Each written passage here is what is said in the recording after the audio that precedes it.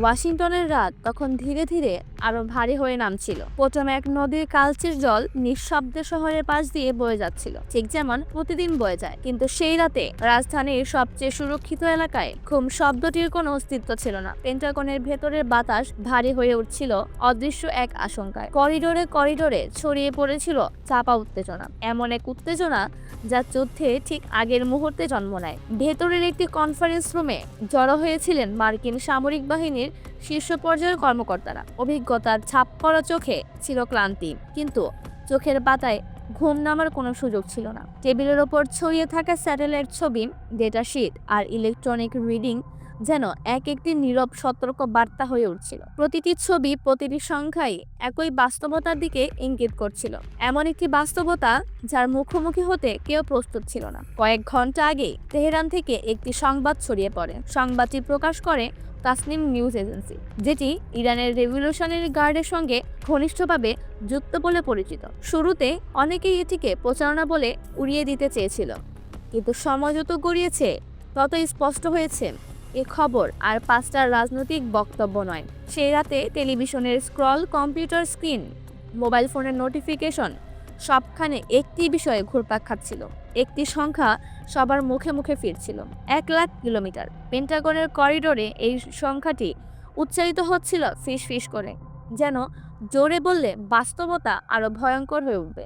সাধারণ মানুষের কাছে 10,000 বা 1,00,000 কিলোমিটার নিছক একটি পরিমাপ মাত্র, কিন্তু সামরিক কৌশল বোঝেন যারা, ভূ রাজনীতির দাবা খেলায় যারা প্রতিটি চালের ওজন জানেন, তাদের কাছে এই সংখ্যাটি ছিল এক নিঃশ্বাসে উচ্চারণ করা অসম্ভব এক সতর্ক সংকেত। ইরানের দাবি অনুযায়ী তারা এমন একটি ক্ষেপণাস্ত্রের সফল পরীক্ষা সম্পন্ন করেছে যার কার্যক্ষমতা 1,00,000 কিলোমিটার পর্যন্ত বিস্তৃত।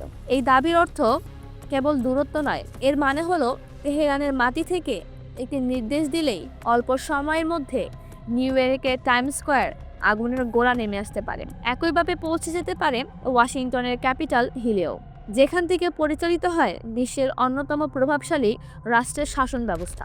এই ধারণা মাত্রই অনেক জেনারেলের মেরুদণ্ড বেহিমশিকল এক শীর্ষে বয়ে গিয়েছিল। স্বাভাবিকভাবেই প্রশ্ন উঠেছিল, ইরান কি সত্যি এমন সক্ষমতা অর্জন করেছে? ইরান কি সত্যি এমন ক্ষমতা অর্জন করেছে, নাকি এটি রাজনৈতিক চাপ সৃষ্টির জন্য সাজানো এক নাটক? বহু বছর ধরেই ইরানের নানা সামরিক দাবিতে সন্দেহের চোখে দেখে এসেছে পশ্চিমা বিশ্ব, কিন্তু পেন্টাগনের ভেতর থেকে যে তথ্য ধীরে ধীরে বেরিয়ে আসছিল তা সহজে অস্বীকার করার মতো ছিল না। মার্কিন গোয়েন্দা সংস্থাগুলো নীরবে যাচাই শুরু করে। সিআইএ তাদের সবচেয়ে অভিজ্ঞ বিশ্লেষকদের কাজে লাগায়। এনএসএ স্যাটেলাইট সিগন্যাল থেকে শুরু করে প্রতিটি ইলেকট্রনিক ছাপ খুঁটিয়ে পরীক্ষা করে। যা পাওয়া যায় তা অনেকের সবচেয়ে ভয়াবহ কল্পনাকেও ছাড়িয়ে যায়। প্রাথমিক মূল্যায়নে স্পষ্ট হয়ে ওঠে ইরানের বক্তব্য নিছক রাজনৈতিক বাগাড়ম্বর নয়, এর পেছনে রয়েছে বাস্তব প্রযুক্তিগত অগ্রগতি। এই সত্য সামনে আসতেই পেন্টাগনের ভেতরের চাপ আরো বেড়ে যায়। এই পরিস্থিতির শিকড় খুঁজতে হলে কয়েক বছর পেছনে ফিরে তাকাতে হয়। যুক্তরাষ্ট্র ও তার পশ্চিমা মিত্ররা দীর্ঘদিন ধরেই বিশ্বাস করেছিল যে অর্থনৈতিক নিষেধাজ্ঞার বেড়াজালে আটকে রেখে ইরানের সামরিক উচ্চাকাঙ্ক্ষা দমন করা সম্ভব। তেল রপ্তানি কার্যত বন্ধ করে দেওয়া হয়, ইরানি ব্যাংকগুলোকে আন্তর্জাতিক আর্থিক ব্যবস্থার বাইরে ঠেলে দেওয়া হয়, আধুনিক প্রযুক্তি হস্তান্তরের ওপর আরোপ করা হয় কঠোর নিয়ন্ত্রণ। ধারণা ছিল অর্থ ও প্রযুক্তির অভাবে ইরান কখনোই উন্নত অর্থ ব্যবস্থা গড়ে তুলতে পারবে না। কিন্তু এই হিসাবের বাইরে থেকে গিয়েছিল তেহরানের বিজ্ঞানীরা। নিষেধাজ্ঞার অন্ধকারে বসে তারা বছরের পর বছর ধরে এমন এক প্রকল্পে কাজ করে গেছেন যার অস্তিত্ব পশ্চিমা গোয়েন্দা সংস্থাগুলোর নজর এড়িয়ে গেছে। সিআইএ ও মোসাদের স্যাটেলাইট 24 ঘন্টা ইরানের আকাশ পর্যবেক্ষণ করেছে। সামরিক স্থাপনা, গবেষণা কেন্দ্র, যানবাহনের চলাচল সবকিছুই নজরদারিতে ছিল। রেডিও সিগন্যাল রেকর্ড করা হয়েছে, ডেটা বিশ্লেষণ করা হয়েছে, কিন্তু পাহাড়ের নিচে মাটির গভীরে কি তৈরি হচ্ছিল তা কেউই বুঝতে পারেনি। শেষ পর্যন্ত যা সামনে আসে তা কেবল আরেকটি ক্ষেপণাস্ত্র নয়, এটি এমন একটি প্রযুক্তি যার নাম উচ্চারণ করতেও শীতল যুদ্ধের সময় বিশেষজ্ঞরা সতর্ক থাকতেন। এই প্রযুক্তির নাম ফ্র্যাকশনাল অরবিটাল বোম্বার সিস্টেম, সংক্ষেপে FOBS। সাধারণ মানুষের কাছে এটি অপরিচিত হলেও সামরিক ইতিহাসে এর নাম এক ভয়ঙ্কর অধ্যায়ের সঙ্গে জড়িত। শীতল যুদ্ধের সময় সোভিয়েত ইউনিয়ন এই প্রযুক্তি নিয়ে কাজ শুরু করেছিল।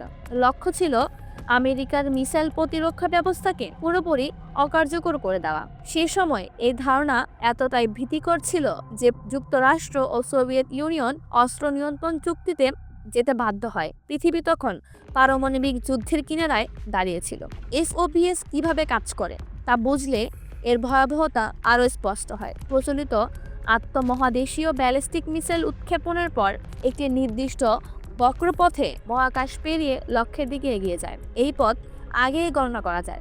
রাডার সিস্টেম সেই গতিপথ শনাক্ত করতে পারে। প্রতিরক্ষা ব্যবস্থা সক্রিয় হয়ে ইন্টারসেপ্টর মিসাইল ছুড়ে মাঝপথে ধ্বংস করার চেষ্টা করে। এই কারণেই যুক্তরাষ্ট্র কয়েক দশক ধরে বিপুল অর্থ ব্যয় করে মিসাইল প্রতিরক্ষা ব্যবস্থা গড়ে তুলেছে। কিন্তু এফওবিএস এই পুরো ধারণাটাকেই উল্টে দেয়। এই ব্যবস্থায় রকেট উৎক্ষেপণের পর ওয়ারহেড সরাসরি লক্ষ্য বস্তুর দিকে যায় না, বরং সেটিকে পৃথিবীর কক্ষপথে স্থাপন করা হয়, ঠিক একটি স্যাটেলাইটের মতো।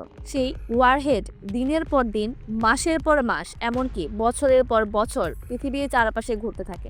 কেউ জানে না কখন সেটি কক্ষপথ ছেড়ে নিচে নামবে, কেউ জানে না কোথায় আঘাত হানবে। এই অনিশ্চয়তাই এফওবিএস এর সবচেয়ে বড় অস্ত্র।